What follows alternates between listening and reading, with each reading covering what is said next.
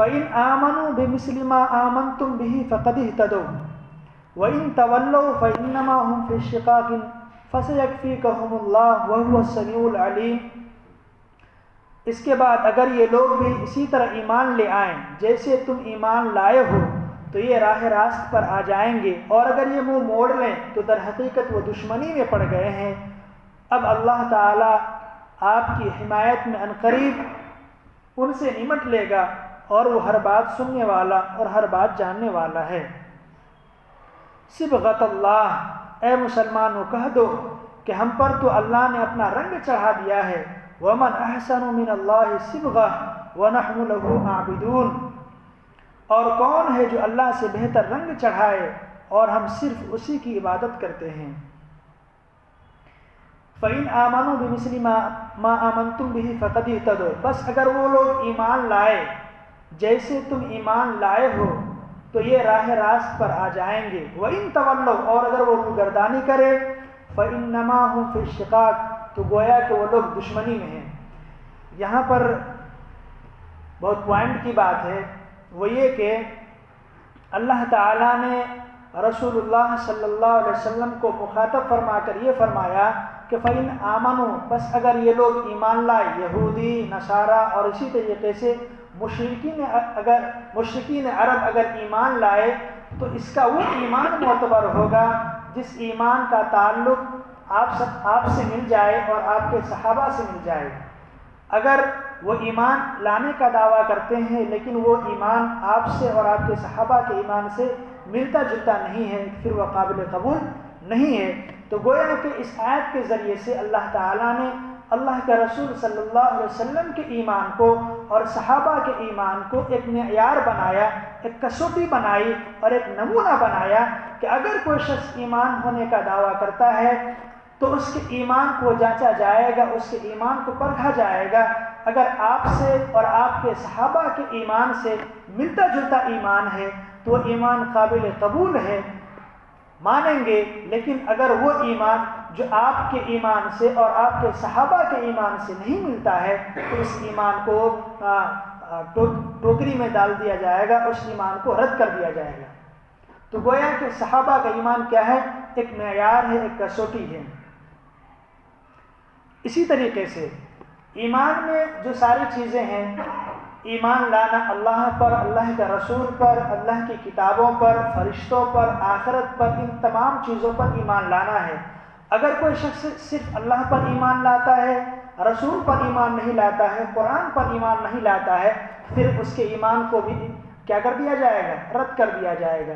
اسی طریقے سے آخرت کا ایمان نہیں رکھتا ہے، سب چیزوں پر ایمان ہے لیکن آخرت پر ایمان نہیں ہے تو اس کے ایمان کو بھی رد کر دیا جائے گا۔ ایمان لاؤ کس کے طرح؟ حضرات صحابہ کے ایمان کی طرح، کیونکہ صحابہ کا ایمان معیار ہے اور وہ کسوٹی ہے، اس پر پرکھا جائے گا، جانچا جائے گا۔ اگر آپ کا ایمان اس سے ملتا جلتا ہے تو قابل قبول ہے، ورنہ رد کر دیا جائے گا۔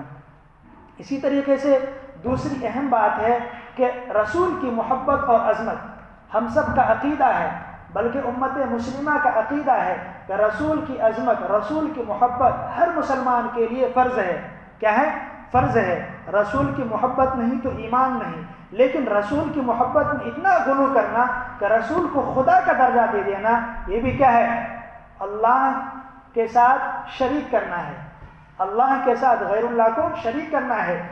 رسول ہے، رسول سے محبت ہے، ہم سب کے آقا و مولا جناب محمد الرسول اللہ صلی اللہ علیہ وسلم سے محبت ہے، لیکن ہم رسول کو اللہ کا درجہ نہیں دے سکتے اور اللہ کے ساتھ شامل نہیں کر سکتے۔ اللہ ہے، رسول ہے، اپنی جگہ پر ہے، اور محبت، عظمت اپنی جگہ پر ہے۔ اسی لیے رسول کو اللہ کا درجہ دینا گویا کہ اللہ کے ساتھ شرک کرنا ہے، اور اللہ تعالیٰ ہر چیز کو معاف کر سکتے ہیں لیکن شرک کو معاف نہیں کر سکتے ہیں۔ آگے اللہ تعالیٰ نے فرمایا کہ اگر یہ لوگ ایمان نہیں لاتے ہیں تو گویا کہ آپ سے دشمنی کرتے ہیں، اور جو آپ سے دشمنی کریں گے تو اس سے مقابلہ کون کرے گا؟ میں کروں گا مقابلہ۔ فَسَيَكْفِيكَهُمُ اللَّهُ، تو آپ کی طرف سے اللہ تعالیٰ ان کو کافی ہے۔ جب اللہ کسی سے مقابلہ کرے تو کیا وہ شخص جیت جائے گا؟ ہرگز نہیں جیت سکتا، وہ ہار جائے گا۔ وَهُوَ السَّمِيعُ الْعَلِيمُ، اور اللہ تعالیٰ ہر بات کو جاننے والا اور سننے والا ہے۔ آخری آیت صبغۃ اللہ، اے مسلمانوں کہہ دو کہ ہم پر تو اللہ تعالیٰ نے اپنا رنگ چڑھا دیا۔ یہ عیسائیوں کے اعتقاد کی تردید ہے اس آیت کے ذریعے سے۔ عیسائیوں کا یہ عقیدہ ہے کہ ملت ابراہیمی کا جو اصل رنگ ہے وہ ہم سب پر ہے، تو اللہ تعالیٰ نے فرمایا کہ آپ فرما دیجئے نہیں، صبغۃ اللہ، اللہ کا رنگ۔ کس کا رنگ ہو؟ اللہ کا رنگ ہو۔